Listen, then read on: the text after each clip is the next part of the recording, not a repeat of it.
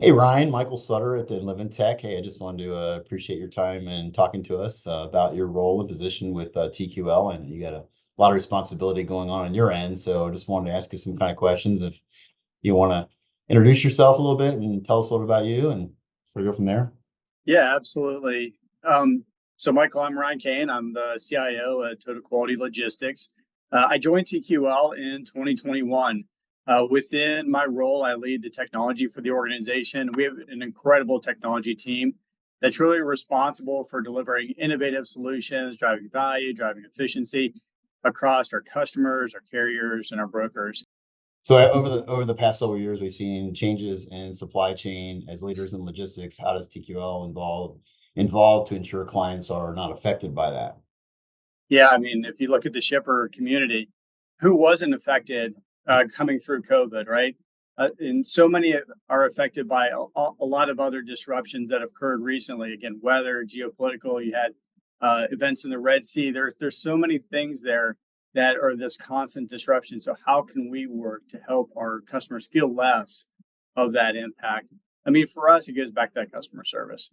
So when you think about that 24 by 7, 365 customer service that we promise to our shippers, it's so critical for us to provide this high touch, but we say high tech Mhm. relationship to them. So we want to make sure that our shippers understand they can call somebody, somebody on the line 24 hours a day, and we're able to tell them where their load is, are there issues? What are we doing? And be very, very proactive about that. One of the key pieces of that is visibility. So if you're a shipper, one thing you want to know all the time is where is my stuff, right? So we have about 84% of our total loads. And when I talk about total loads, this is over 3 million loads a year Wow. are digitally tracked.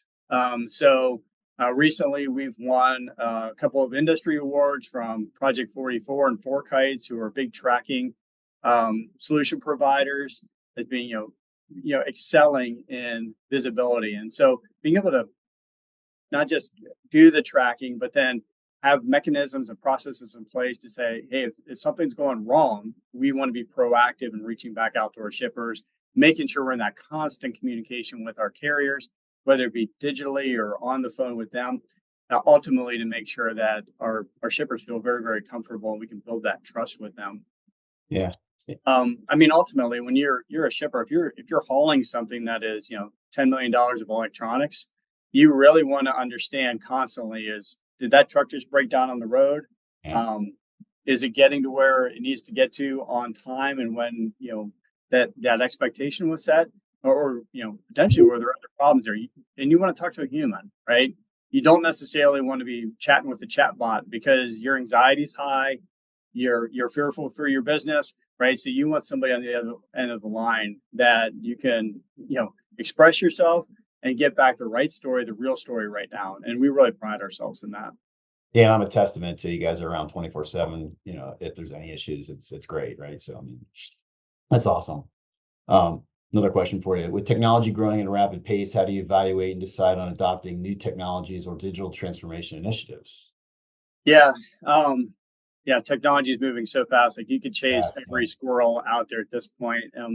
We absolutely will, you go through like, I'll call like the table stakes things, right? So you're quantitative. Does it financially make sense? Is it qualitative? Is it experiential? But ultimately, we like to think about sort of these three levers of transformation. And this is from a more of an industry model. The first is all around your processes. So we think about that new technology or that opportunity being presented.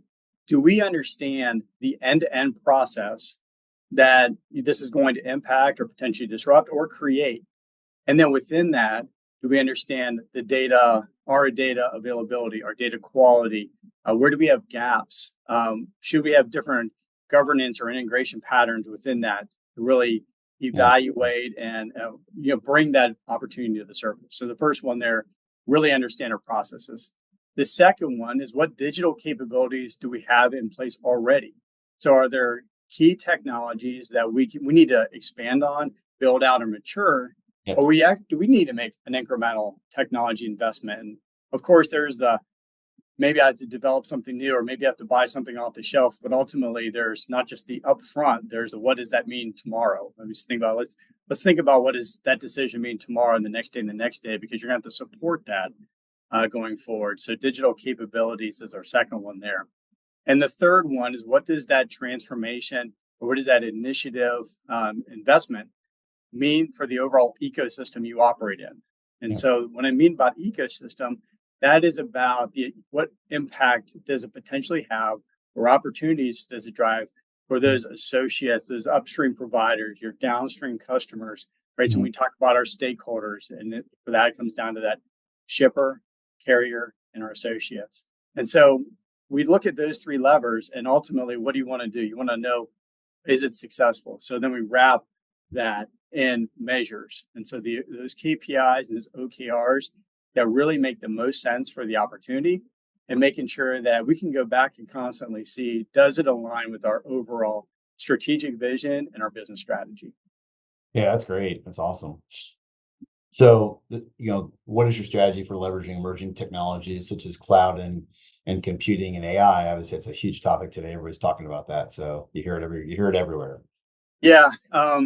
Yeah. So we definitely look for opportunities to where emerging tech, and we can combine emerging tech and maybe existing technology in different use cases to bring this differentiating experience to our customers. But it can be super easy in today's world because everything is evolving so quickly. There is so much hype out there where you can quickly get to a place where you have a technology solution that's looking for a business problem. And that is I'd say 95% of the time, not a good place to be, right? So often this is the case when maybe a technology team gets really excited about something. They get excited about this new technology, but they don't have this strong alignment with your business partners. They don't have strong alignment with that business strategy or an overall, what is the problem we're trying to solve? I worked with somebody in the past who would talk about the merits of boring technology. And I love this idea, right? So sometimes boring technology is the best solution, right? It's predictable, it's scalable, it's well known, it's well understood. And when there's an opportunity to combine boring technology with emerging technology, then maybe you have something there that overall accelerates your business strategy and drives something incredible to your customers.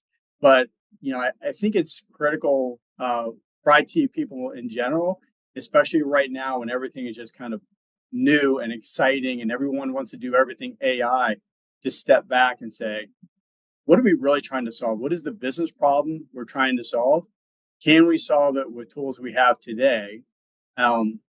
If not, do we need to look at something new? Or can we solve it with what we have today and maybe augment it with something that's a little bit different, and not just default to the new and exciting? Yeah, yeah, I understand. I understand. So how do you measure and communicate the value and ROI of IT initiatives to your stakeholders? Yeah, Like, I mean, come on, answers, right? we definitely focus on. There's an ROI focus. We want to make sure we're getting that return for the investments.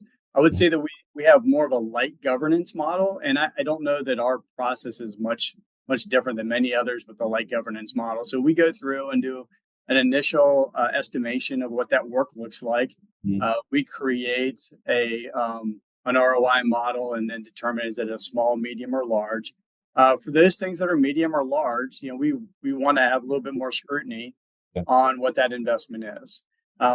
We want to make sure it clears our internal hurdle rate. And then if it does, then we go through and prioritize that work against all the other work that we have on our plates at that time.